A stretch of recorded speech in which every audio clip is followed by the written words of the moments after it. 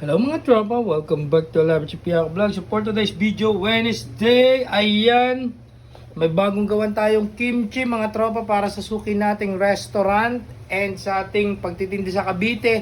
Kaso nag-chat kahapon yung natin, reseller natin from Calamba, Laguna. Order daw siya ng 50 jar para sa Saturday, so nagpangapangabot. So after nating gawin, pupunta naman tayo sa Baguio Street, Commonwealth, Quezon City para bumili ulit kasi lang to, 10 kilos lang to. So gagawa tayo ng 30 kilos mga tropa para mapunan natin yung mahigit 50 na order pati sa restaurant natin, sa pambenta natin sa Cavite, Dasmariñas, Cavite, para sa pa-order natin sa 24-25. So promote ko lang mga tropa, order na kayo for December 24 and December 31, Medianoche and Noche Buena mga tropa.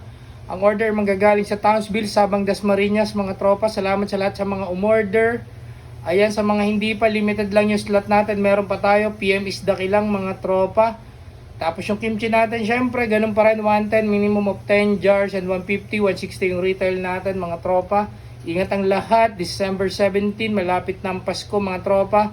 Nakapagsimbang gabi na ba ang lahat? I love it, Chef Yakos Kimchi, bye!